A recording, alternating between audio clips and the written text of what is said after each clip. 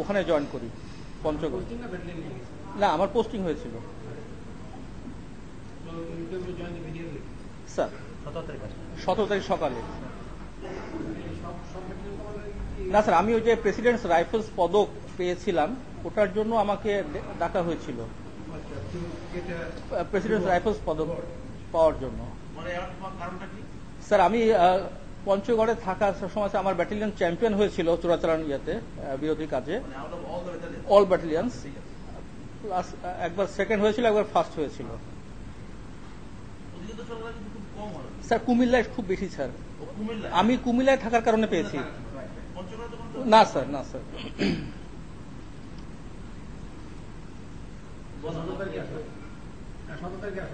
Sir 17 তারিখে আসার পরে স্যার আমরা ওই প্যারেডের সময় আমাদের পদক নেওয়ার যে প্র্যাকটিসটা হতো সেটা করতাম। তারপরে অন 24 আমাদের স্যার হয়েছিল, আমাদের যে প্রাইম মিনিস্টার আসলেন প্যারেডে, আমরা পদক নিয়েছি স্যার ওই দিন। তো এর ফলো আপ তো স্যার কন্টিনিউয়াস আমাদের পরের দিনও দরবারে ছিলাম।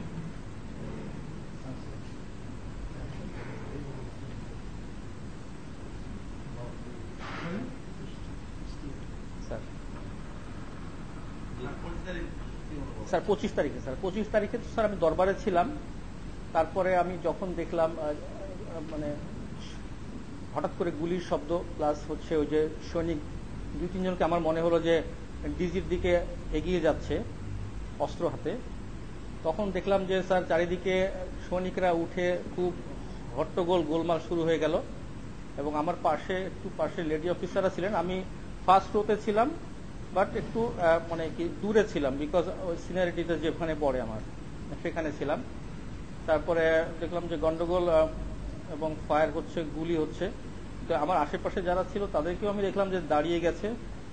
তারপরে আমি আমি আর ওই সামনে কি হচ্ছে খুব একটা ভালো করে বুঝতে পারছিলাম না, কারণ সবাই গোলমাল এত বেশি, আর সৈনিক টৈনিক আশেপাশে, অফিসাররাও দাঁড়ানো। তো আমি তারপরে সৈনিকদের কে ফলো করে ওদিকে যাওয়া শুরু করলাম, দিক বিদিক সবাই চলে যাচ্ছে দেখে। তারপর কি হচ্ছে আমি বুঝতে পারলাম না। কিছুক্ষণ পরে আমি দেখি যে খুব জ্যাম সামনে, মানে ওই যে যেদিক দিয়ে পিছন দিক দিয়ে চলে যাচ্ছে ওখানে খুবই জ্যাম, রাশ হয়ে গেছে। তারপরে আমি একটু ওয়েট করতেছিলাম। তারপরে দেখলাম যে ডান দিকে ওই একটা জালনা ছিল এই লেভেলে, জালনাটা নেটটা ছিঁড়ে ফেললো, কিছু মানে চাপের মধ্যে নেটটা ছিঁড়ে গেল। তো ওদিক দিয়ে বের হয়ে যাচ্ছে, পরে আমিও ওই দিক দিয়ে জালনা দিয়ে বের হয়ে, তখন আমি কোথায় যাব, মানে অ্যাকচুয়ালি আমি তো বুঝতে পারছি না যে কোন দিকে যাব, কি করব। তো আমি সাডেনলি চিন্তা করলাম যে পিছন দিকে যে আমাদের ওই যে যেখানে প্যারেড হচ্ছিল, মানে প্যারেডের যে ইয়াটা আছে, শেডটা আছে, শেডের দিকে গেলাম। শেডের দিকে গিয়ে আমি শেডের ওখানে গিয়ে দেখলাম 2টা সৈনিক দাঁড়ানো আছে ওখানে, আরপি ডিউটি ছিল, আরপি একজন ছিল। আমি জিজ্ঞাসা করলাম যে কি ঘটনা, কি মানে কি জিনিস, মানে ব্যাপারটা কি, কিছু বুঝতে পারছি না আমি। তো ওরাও আমার দিকে ফ্যাল করে তাকাচ্ছে, কিন্তু কিছু বলে না। আমি বললাম যে কিছু তোমরা কি জানো, কি ঘটনা। তো এরকম বলার পর দেখলাম যে কিছুই বলছে না। তখন বাই দিস টাইম আমার তো গলা শুকায় গেছে, আমি মানে খুবই মানে কথা বলতেই পারছি না। ওখানে পুকুর ছিল পাশেই, দরবার হলের পাশে একটা পুকুর আছে, ওই পুকুরে আমি 2টা সৈনিককে বললাম একটু আমাকে পানি এনে দাও। তো ওরা কিভাবে আনবে বুঝতে পারছো না। পরে ওখানে একটা ওই পানির বোতল ফাঁকা পড়েছিল, মানে প্লাস্টিকের বোতলগুলা, ওটা থেকে নিয়ে আসো। তারপরে ওরা ওখান থেকে একটু পানি নিয়ে আসলো আমার জন্য, একটা সৈনিক। তারপরে আমি একটু পানি খেয়ে তারপরে একটু গলাটা ভিজানোর পরে, মানে আমার খুব টেনশন ছিল যেহেতু, তারপরে গোলাগুলি, তখন আমি চিন্তা করলাম কোথায় কি অবস্থা। তখন দেখলাম যে বেশ আমার ডান দিকেও গুলি হচ্ছে, হলের দিকেও গুলি হচ্ছে, বাম দিকেও, 3 দিকে মনে হলো যে গুলি হচ্ছে। তখন আমি এখন কি করা যায়, তখন আমি ওই সৈনিকটাকে বললাম যে তোমার ইউনিফর্মটা দাও। কারণ আমার মনে হলো যেহেতু অফিসারদেরকে আক্রমণ করতেছে মনে হলো শুরুতেই বের হওয়ার আগে, তো অফিসারদেরকে এখন আমি র্যাঙ্ক পড়া আছি, আমাকে টার্গেট করবে। তো আমি সেই জন্য বললাম যে তোমার ইউনিফর্মটা দাও। তো একটা সৈনিক যেটা জুনিয়র ছিল সে একটু ইতস্ত করছিল। তারপর আমি ডাকলাম যে আসো। তারপরে ওকে নিয়ে ওই সিঁড়ি দিয়ে আবার উপরে ওঠা যায়, ওখানে শেডের উপরে।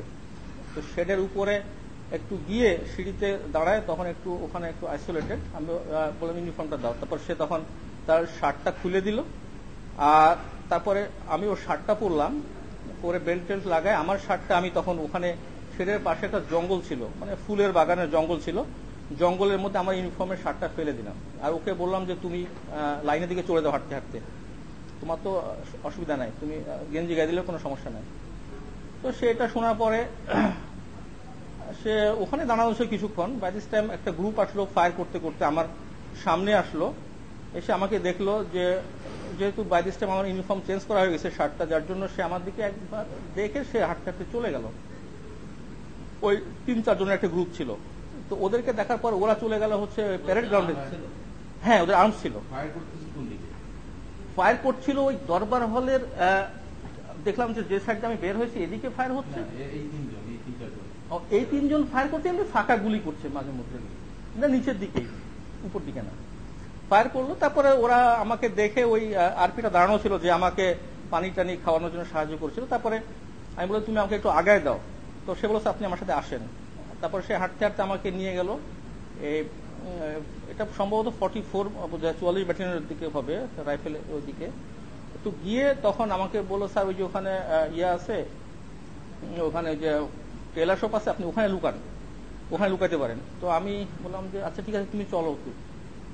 তো বাইসাম ওই যখন ও বলেছে আপনি আমার সাথে আসেন, আমাদের এটা আমার লাইন, সমস্যা হবে না।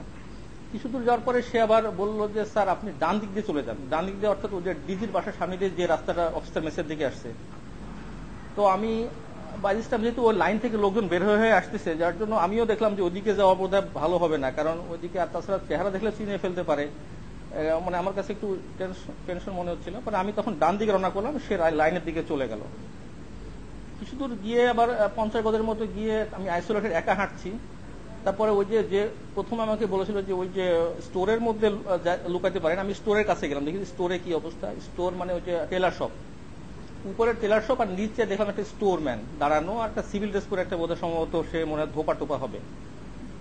তো আমি সোজা গিয়ে স্টোর ম্যান আমাকে দেখে একটু এগিয়ে আসলো, এসে সে একটু চিন্তা করলো, কি চিন্তা করে আমি স্টোরের মধ্যে ঢুকে পড়লাম, আর স্টোর ম্যানও ঢুকে পড়লো। ঢুকানোর পরে স্টোর ম্যান আর আমি ভিতরে এনক্লোজড অবস্থায় থাকলাম। না, সে ইউনিফর্মে ওই যে ড্রেসটা পরে আছে যে কমব্যাট কালারের। তো স্টোর ম্যান আর আমি দুজনে স্টোরের মধ্যে ঢুকলাম, ঢুকে পরে সে দরজাটা ভিড়াই দিল। তারপরে আমরা চুপচাপ অবজার্ভ করছি যে কি হচ্ছে। এরপরে সে মানে সেও একটু আতঙ্কিত, দেখলাম যে সেও খুব ভীত। তারপরে দরজাটা ভিড়ানো, বা ভিতর থেকে লাগানো যাচ্ছে না, কারণ ওটা বাইরে থেকে তালা মারা যায়, কিন্তু ভিতর থেকে লাগানো যায় না। এই অবস্থায় আমরা অনেকক্ষণ ছিলাম। তারপরে সে বলছে যে আমরা চলে যাই, এখানে থাকলে আমাদের সন্দেহ করতে পারে। না স্যার, আমি আইডেন্টিটি দেই নাই। তো আমি বললাম যে না, আসলে এখানে বাইরে যাওয়ার তো রিস্কি, সব দিকে বাই দ্যাট টাইম সারাউন্ড হয়ে গেছে এবং এর মধ্যে অনেকক্ষণ সময় মানে পার হয়ে গেছে। না, আমি তো বের হয়ে আসার পরে আর কিলিং টিলিং দেখি নাই।